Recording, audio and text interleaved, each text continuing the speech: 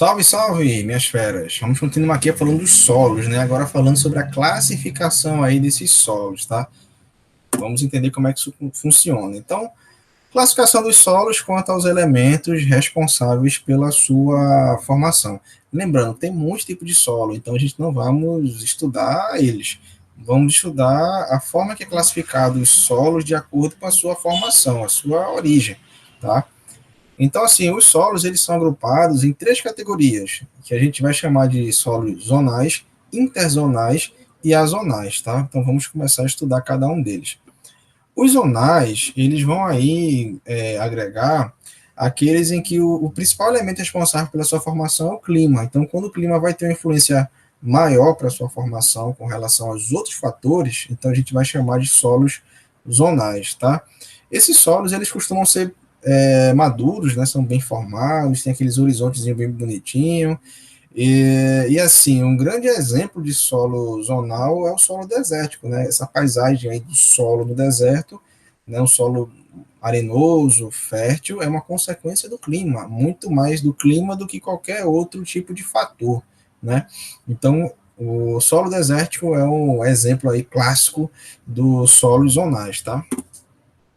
Continuando, né, os solos interzonais, eles vão sofrer uma influência do relevo, né, quando a influência do relevo é maior do que as outras influências, né, principalmente com relação à rocha de origem, então a gente fala aí de rochas interzonais, e aí os solos que são salinos, né, a região aí do Planalto, né, Planalto Borborema, aqui no Nordeste, né, então é um exemplo aí que tem muita predominância desse tipo de solo salino, né, ou seja, o solo ele é salino dessa forma por conta da influência do relevo, né, e está aí na região do Planalto, então por isso a gente classifica aí como solos interzonais quando ele tem uma influência muito maior do relevo do que os outros fatores, tá?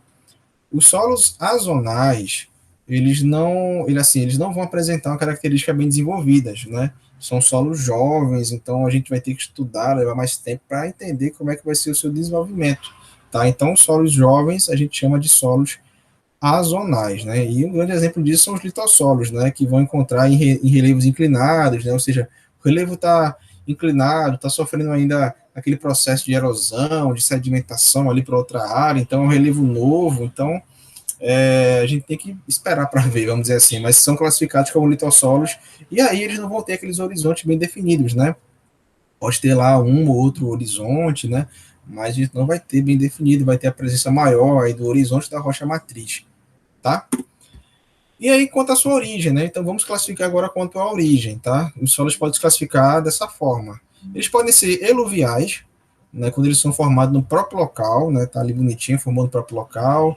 Ele sofreu a decomposição, a desintegração ali das rochas que estão presentes, estão ao redor. Então, a gente classifica como terra roxa, nessa aqui, ó, terra roxa, a gente já falou dela, né? Sobre o vulcanismo no Brasil.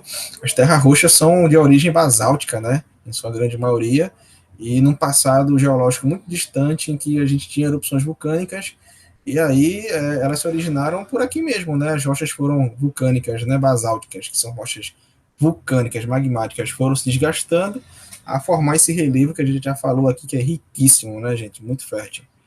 Eles podem ser também aluviais, né, que podem ser formados aí pelo acúmulo, né, pela agregação de materiais que são transportados pela água e pelo vento, né, solos de várzea, né, solos que estão próximos ali aos rios, são grandes exemplos, né, porque esse acúmulo ali do solo, ele é feito, né, através da água, né, a água vai levar os materiais, né, vai limpar, vai trazer, enfim, e o vento também pode contribuir para isso, tá? Então, quando tem aí esse transporte, né, para a formação dos solos, a gente classifica como aluviais.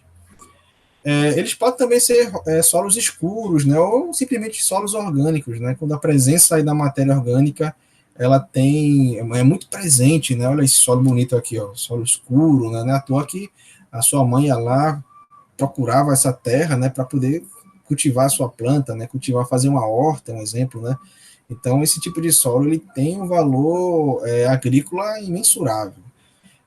Os solos avermelhados ou amarelados, ele tem uma forte presença de óxido de ferro, né? Outro exemplo bacana é o solo de Marte, né? Que tem essa característica por conta do óxido de ferro, que é muito presente, né, ali no solo. Eles não são solos férteis, não são solos muito férteis, não. O último é os solos claros, né, que tem uma presença, uma ausência, né, uma fraca presença aí de matéria orgânica.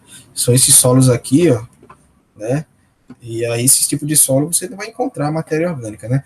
Os solos que a gente vai encontrar matéria orgânica geralmente são esse tipo de solo mais escuro, ou esse solo avermelhado, né, no exemplo aí da terra roxa, tá, minha gente? Então por hoje é só isso, gente. Espero que vocês tenham aprendido. Vamos seguir junto, né? Então até a próxima. Um forte abraço.